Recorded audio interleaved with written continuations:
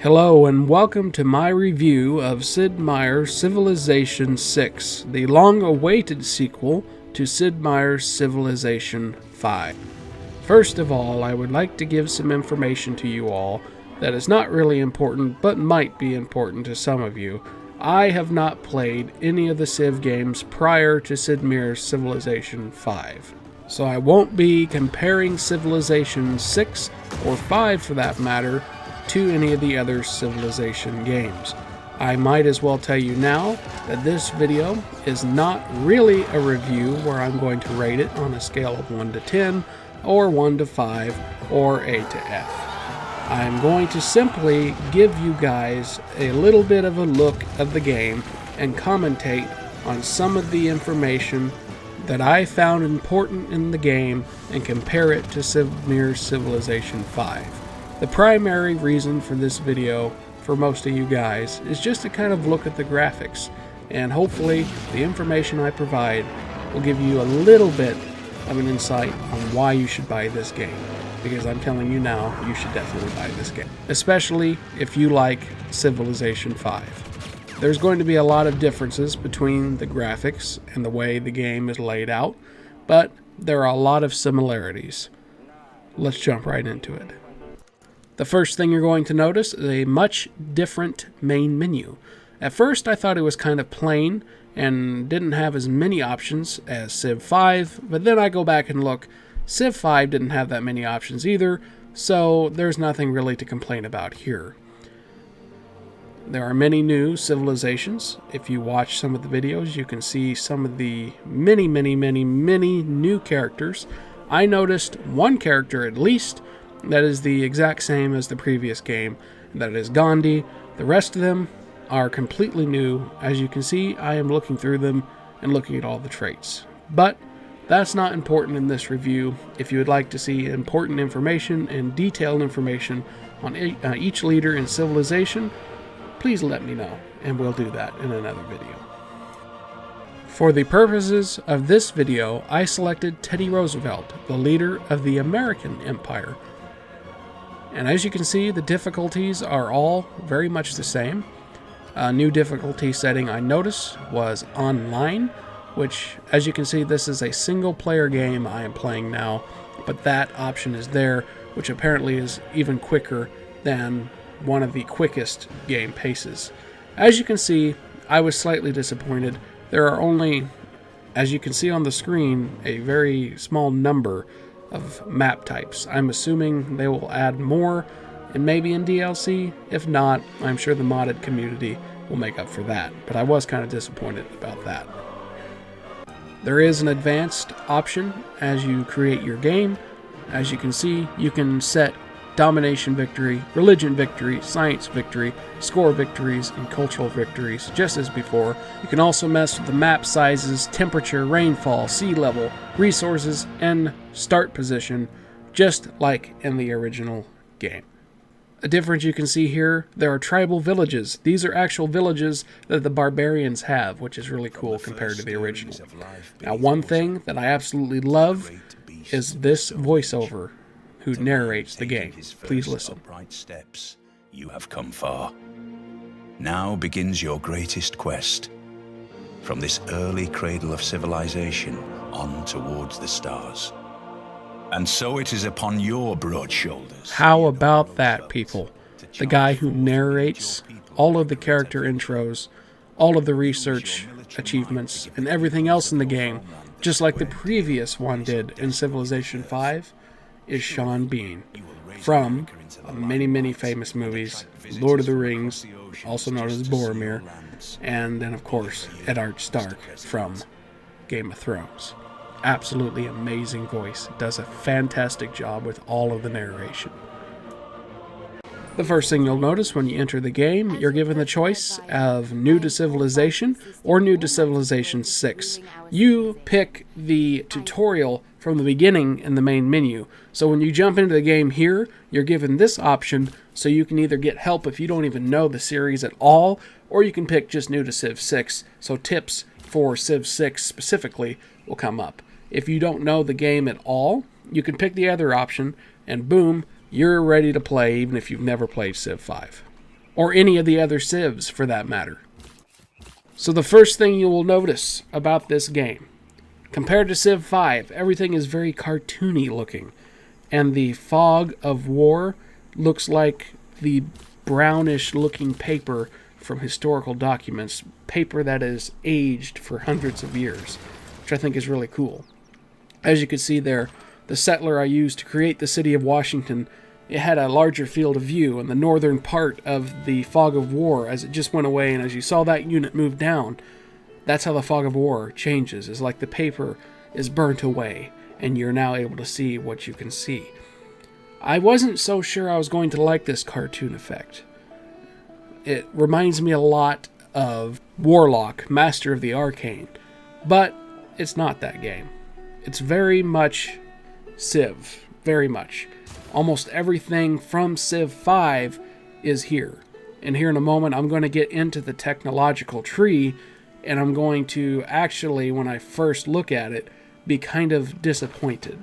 And the reason for that being, there are a few things that look like it's missing.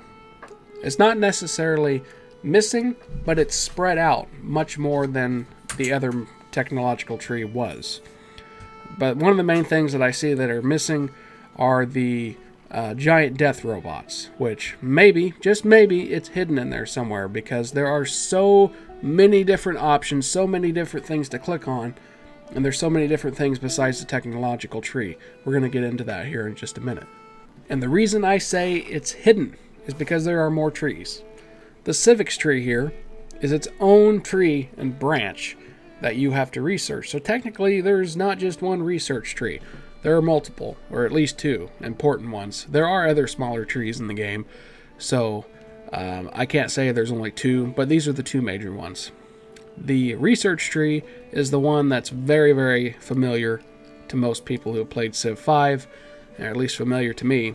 All of the important stuff from the old tree are on there. There's just a few things missing, and you might find them here in the civics tree. The really cool thing I notice here is the civics tree is what's going to determine what kind of government you have. Instead of waiting further in the game where you have to build factories and get into the modern era and you just choose one of three types of government, you actually go along the civics tree here and you will kind of form your government as you go along based upon your choices.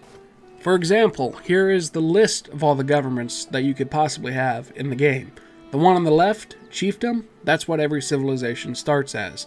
But through the civics tree and many other choices you make, you can have any one of these governments. Autocracy, classical republic, oligarchy, monarchy, theocracy, merchant republic, communism, democracy, fascism, it's all there.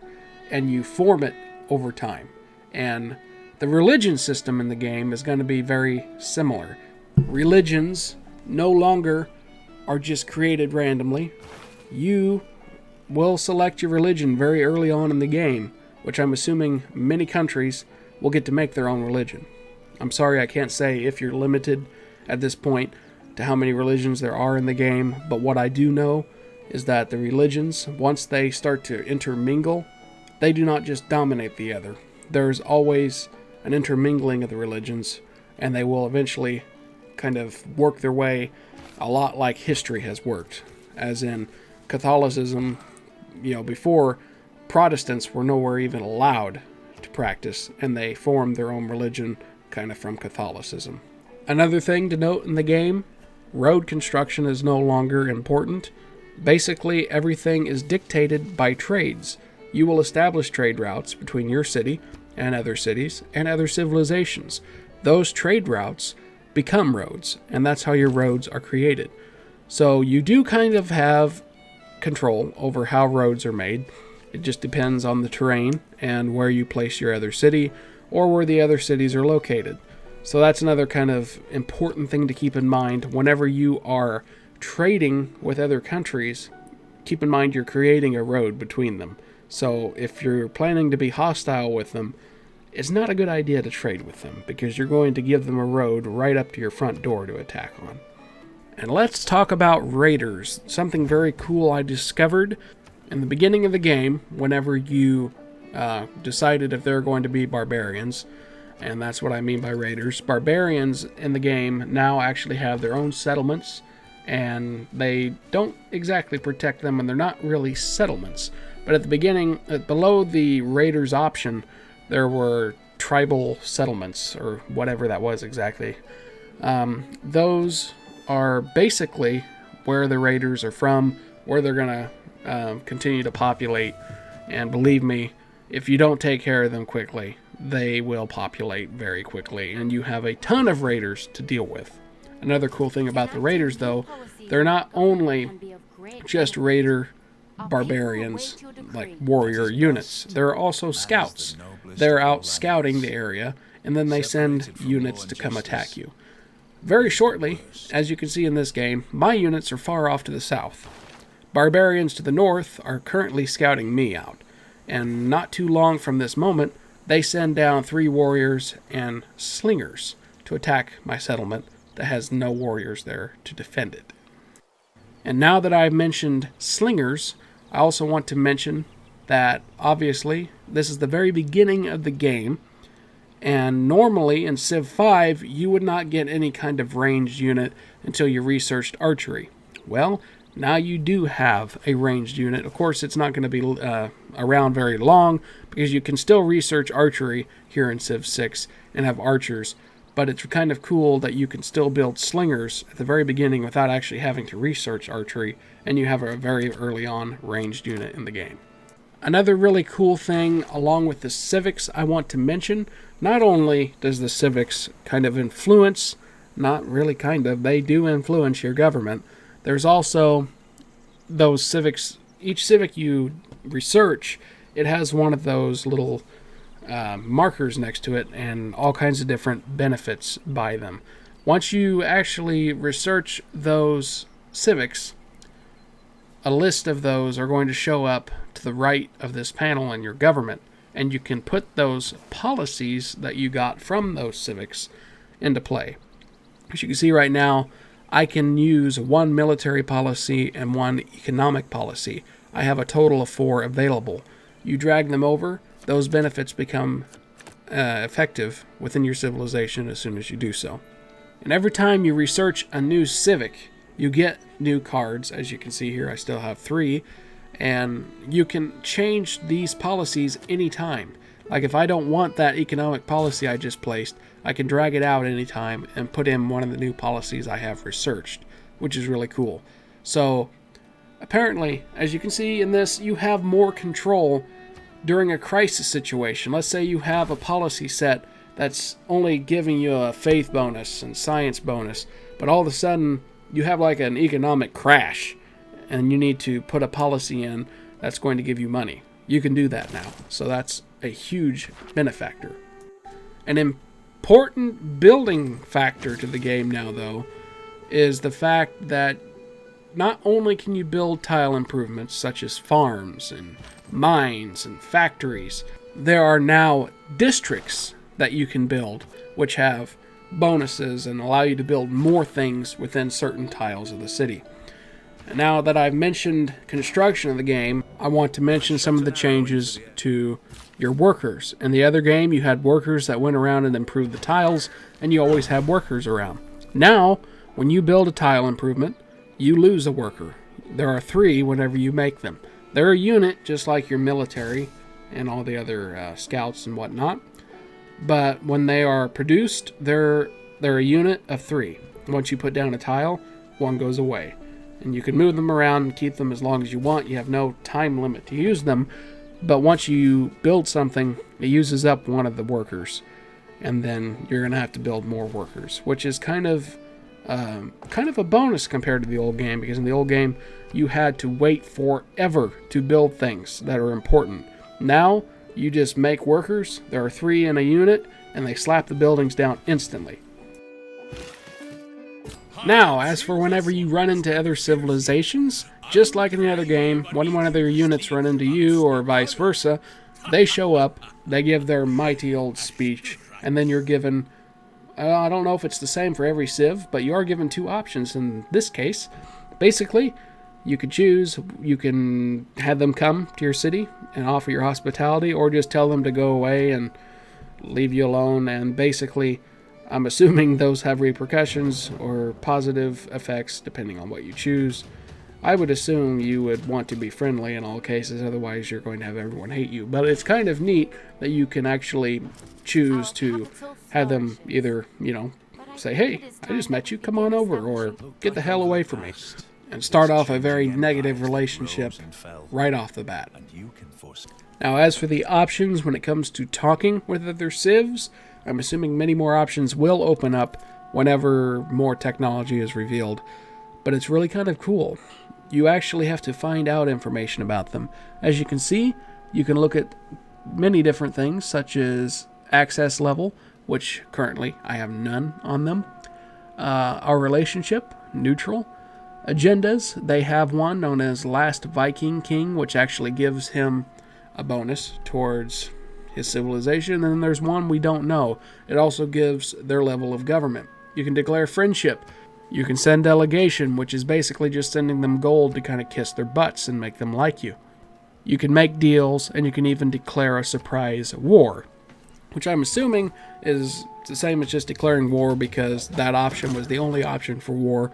And it also showed you if it would have any effects for warmongering, which was so annoying in the old Civ game. As you could tell, it had no effects, so I'm assuming there are new actual factors in declaring war and ways you can kind of work around that stupid warmongering status. Well, ladies and gentlemen, I hoped you enjoyed this review. Not super in-depth of the game, very early on, basically just to kind of give you guys a taste of what the game is like, how it's similar to Civ 5, how it's different, what's better, what's worse. In my overall opinion, nothing is worse.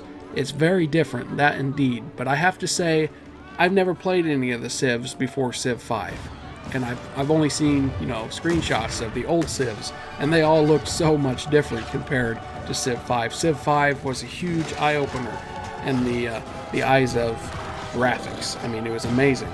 So obviously, there's so much they can do, only so much they can do, to change the graphics of the game.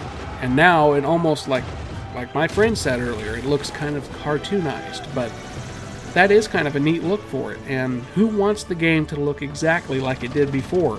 It would just be the same game. So I think we've got hours upon hours of entertainment here. I've got so many hours logged onto Civilization 5 myself, over 600 hours live whenever I'm online, and there could have been times when I wasn't even connected to the internet and they couldn't possibly track it. So tons of hours of gameplay to be had here, folks, and I'm pretty sure you guys are going to like it. Like I said, I'm not actually reviewing this game, but I am saying it's a good one, so hopefully you will want to buy it. Thank you all so very much for watching. If you liked it, please make sure to hit the like button. If you have any comments, please feel free to comment in the comment section below. And especially if you want to see more videos like this, let me know. And subscribe to my channel. That way you will be informed when I upload new content, and you won't miss out on anything. Thank you all very much. I'm Jerry, and I'll see you all again really, really soon.